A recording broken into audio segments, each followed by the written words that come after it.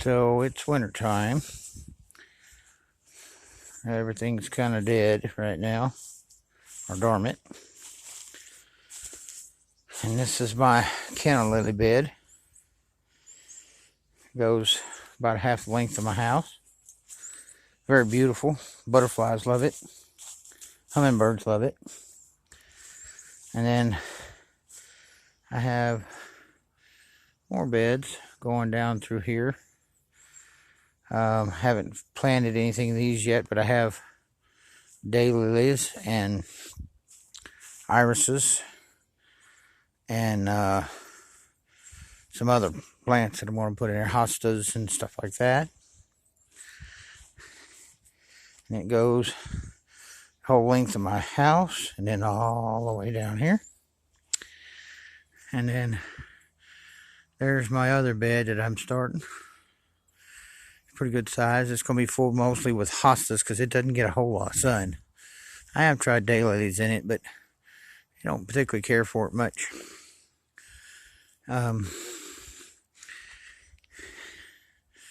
It's used to have two really big azaleas in there. Oh, we redid the porch and they extended it, so we had to wind up taking those out. And they were so old, and boy, they had massive root balls. It was almost impossible to get them out of the ground without killing them. So we didn't get them out. And then it goes all the way around here. Lots of dead limbs. We had a lot of wind this week. And then we got another bed that we're going to start right through there. That's all daylilies. And it gets a lot more sun than this little spot over here does. So I'm able to grow daylilies in there. And then we've got our bed out here and around our trees. These will be filled with daylilies. And this one, it has hostas, daylilies, irises, what I call naked ladies. And then it has a hyacinth bush over there. These are crepe myrtles. And then come over here, and then we have some blueberry bushes. And I really got to get some acid in there with them so they grow a little better. And then this is called, the shade, this is called Rose of Texas, which is actually not even a rose. And these little bitty yellow flowers on them. Very pretty bush.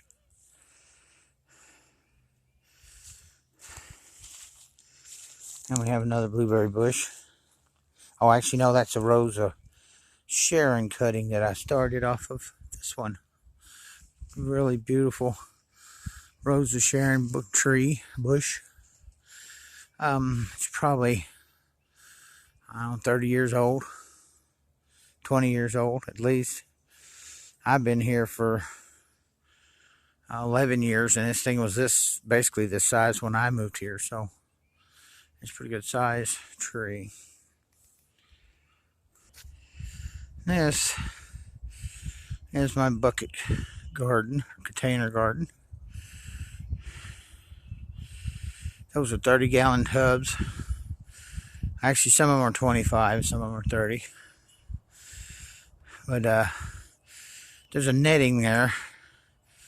You probably can't see it too well, but you can see the poles. And it goes up about 7 feet. That keeps the deer out. And it's wintertime, of course, so everything's dead. I'll have to get in there in the next week or two, get everything cleaned out, redo my poles and everything.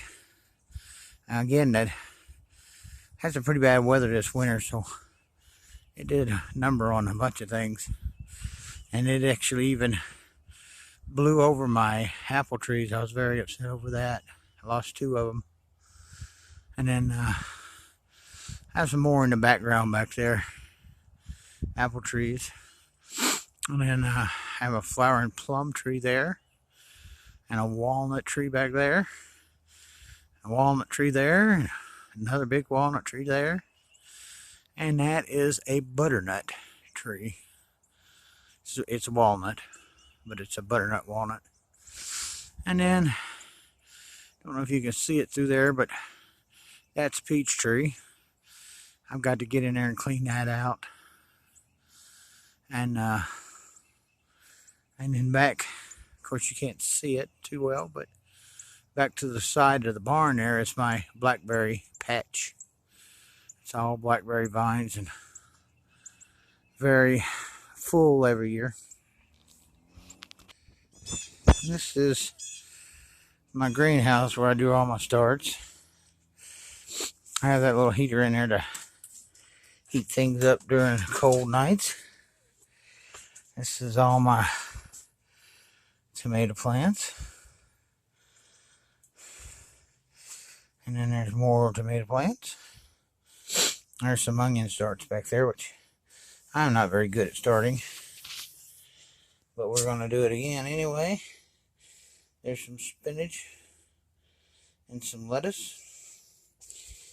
And down at the bottom, some Brussels sprouts, broccoli, Swiss chard, and a little bit more lettuce. And then I have more inside, of course. This is my fig tree. Too cold here to grow this particular variety of fig, so I'll leave it in the bucket.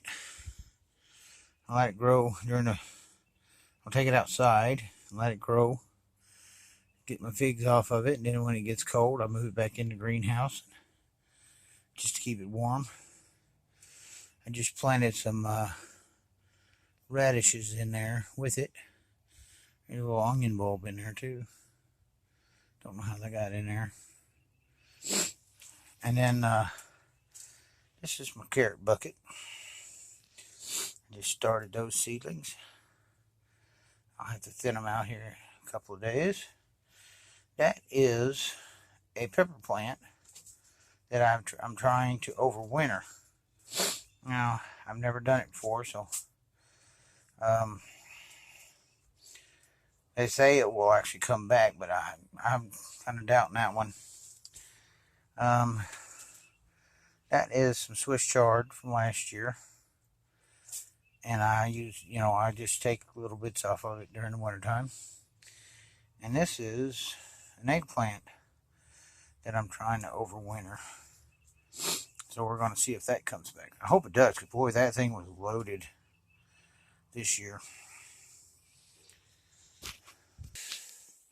Okay, now we're in here where it's warm. These are just my starting stands. This is where I start all my seedlings. Just started some asparagus and some more lettuce in that one. And then that one I've got peppers and eggplants, but for some reason I'm not doing too good this year. I don't know why. That's black-eyed peas and okra. I'll be up potting them into some big cups before long. And then first time I ever done this, or planted them this early inside, and it's kind of an experiment to see how it works. This is cabbage and kale and butter crunch lettuce and some more Swiss chard, some romaine lettuce, and a whole bunch of stuff. These are 1 gallon pots that I put my tomato starts in. Never done this before either, but I want to try and see if they do better in the cups or if they do better with these big 1 gallon pots. So that's it pretty much. We're got more things to come, but I'm just kind of testing out this YouTube stuff, see how it works. If you like what you saw today, like and share, and you have a good day.